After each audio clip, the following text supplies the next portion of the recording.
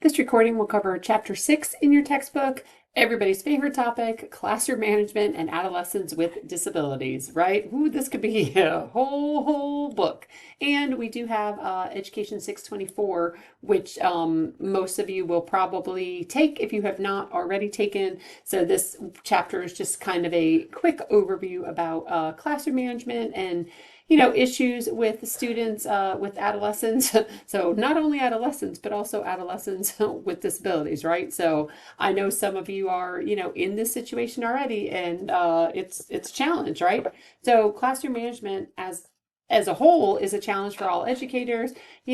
Students these days, even in my undergrad college class, I had to talk about their behavior today, which you wouldn't think that would be true, but yes, it is true. So, we really want to focus on teaching the content, but you have to make sure that there's good classroom management because otherwise it's going to be very ineffective. So you want to think about how your space is organized. There are some things you can't control, right? You can't control where the doors are. You can't control where the windows are. You can't control maybe where the computer screen, the whiteboard, Promethean board, whatever, smart board, whatever board y'all have, the monitors. You can't control that, some of that stuff. But some of it you can, right? You can think about how your space is organized. You can really think about seating arrangement and what makes sense for your particular students. And if you're a resource teacher, the arrangement for one group might not work the best for the next group. You also want to think about the classroom climate, norms, rules, and procedures. How are you going to create a positive climate and a place where these students want to be, right? We know, especially at this age, students are like, oh, I don't want to go special ed. Oh, I don't. But how can you make it a welcoming environment and a welcoming, positive climate and a place that they do want to come? They were like, oh, I get to go to resource today. I can't wait. So really thinking about all of those things.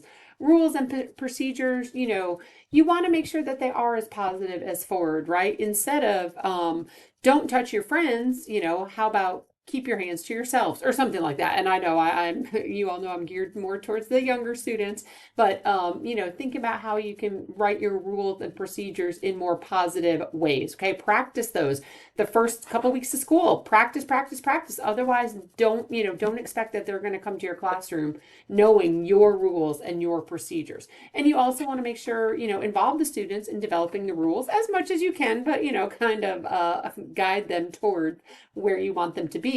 But, the more involvement, the more ownership they will feel and the more likely they will be to follow those rules and procedures. And you want to make sure you're consistent about implementing them. So thinking about planning and conducting instruction, you have to think about what to teach, but you also have to think about, okay, how am I going to use this learning and instructional time? How am I going to deliver this instruction? Am I going to stand up here and lecture for 2 hours? Or am I going to give them group tasks that they can work on? Am I going to allow some of them to be on their computers if that's what works for them? Am I going to just give them worksheets? And again, I know worksheets tend to be more towards younger students, but I have seen some in adolescent classrooms as well. So how are you going to keep your students engaged? And I talk about this every semester with my undergraduate students as well, regardless of the class that I'm teaching. How are you going to keep your students engaged? Okay, thinking about time for instruction. Excuse me. So, there's the actual time for your class. Maybe it's 90 minutes, right? Maybe you're in a middle school, high school, maybe it's 90-minute blocks. But think about it. You'll have some students that might straggle in a few minutes late, right? You're going to have some that immediately, oh, I need to use the restroom. Oh, I'm so thirsty. Can I go get water? If they're not allowed to have water bottles, right? Oh, my head hurts. Oh, I got to talk to my friend, right? So by the time you actually get them calmed down, you get everybody to their seats, you get them their back, if they bring backpacks. I don't know if they do in middle and high school. We did not used to, at my high school, we had lockers, but I don't know, excuse me, lockers. I feel that word got cut out. But I don't know, I know every district is different. So you want to think about, okay, but now that was 10 minutes that has gone away from the time that you have left to teach your class. So, you don't want to spend the other 50 minutes dealing with, and I know I said the blocks are 90 minutes and I know the math doesn't add up, but you don't want to spend, a significant percentage of your time dealing with inappropriate behaviors. You want to be efficient. You want to think about how you're going to motivate students, and you want to think about and plan for so appropriate social interactions of your students, especially your students, right? Because those are the ones who struggle with social interactions. So again, you want to think about those positive behavioral supports. I know some schools use the term PBIS, positive behavioral intervention supports. Some focus more on just, positive classroom environments, classroom climate, stuff like that. So whatever your school uses, again, you want to, really catch those students, quote, being good, right? You want to focus on preventing behaviors.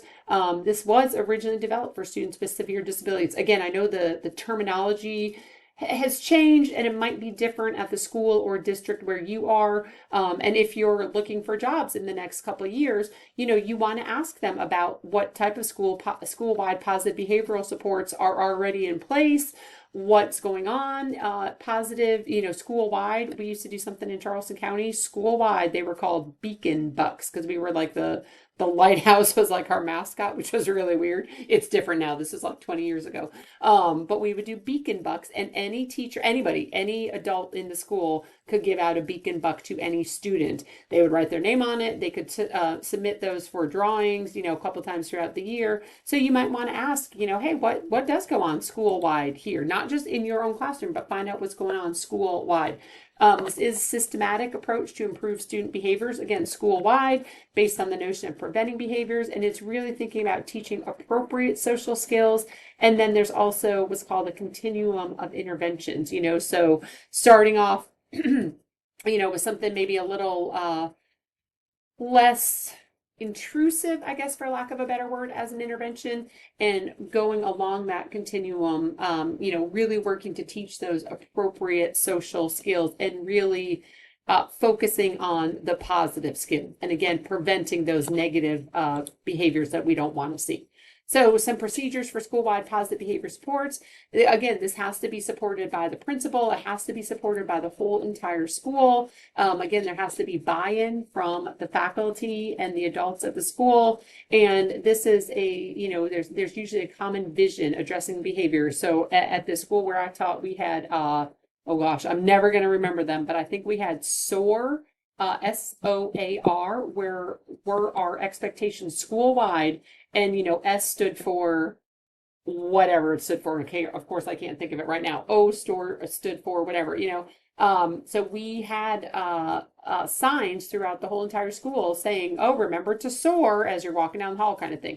I know some of your schools probably have stuff like that. But again, you have to make sure it's bought into, and it has to be something that is practiced consistently across the school, not just in your classroom.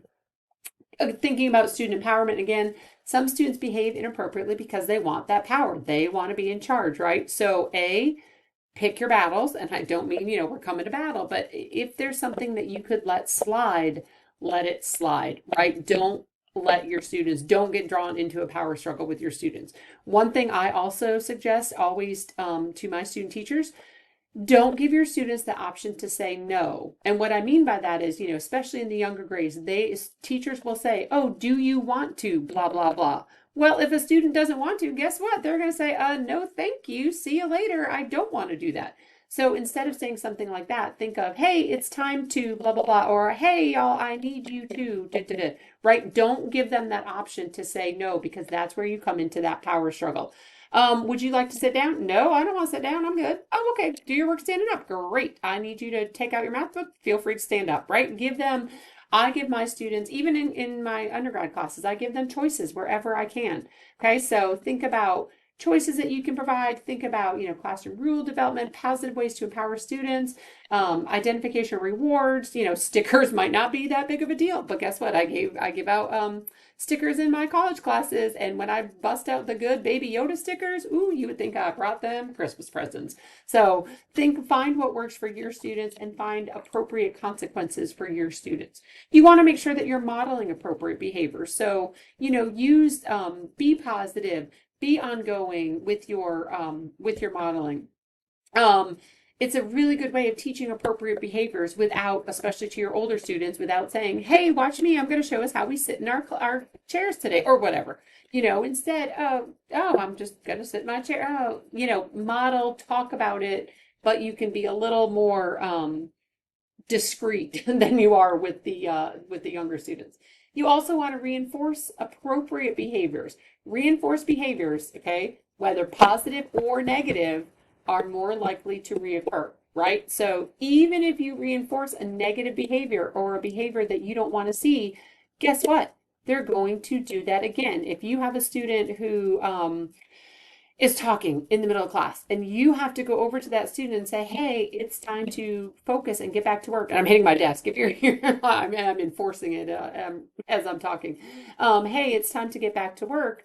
Um, Even if that was considered negative by you, guess what? It still got the attention. The student still got your attention for his or her, I didn't finish, behavior. So you want to really think about what behaviors you're reinforcing, okay? Again, even if you think you're negatively reinforcing a student, that attention, that reinforcement is reinforcement, okay? So think about that. So, think about what again, what might be reinforcing for your students? It might be candy, it might be music, it might be 5 minutes on their cell phone, or, well, I don't think students can have cell phones anymore. It might be 5 minutes just relaxing, talking to their friends, whatever, right? Might be some more privileges. So find what works for your students. So you also want to think about, again, the reinforcer must be reinforcing to the student, right? What if, so I personally hate jelly beans. I was talking about this in my undergrads. If someone said, oh, I'll give you all the jelly beans in the world if you sit down and take out your book, no thanks. I think jelly beans are gross. So that is not reinforcing to me, right? And it can't be, oh yeah, remember last week when you sat down when I asked you to, oh, here's a jelly bean for that. Well, it needs to really be immediate, right? It needs to happen right when you see that positive behavior. And the reinforcer must be connected to the behavior. Even with my dog, if I give her random treats sometimes, I think, oh, she's not going to know what this treat is for. In my mind, I'm like, oh, she's just being a good girl. I'm going to give her a treat. But it needs to be more connected to the behavior that you want to see, okay? It's all about using my dog for example. Thinking about decreasing inappropriate behaviors.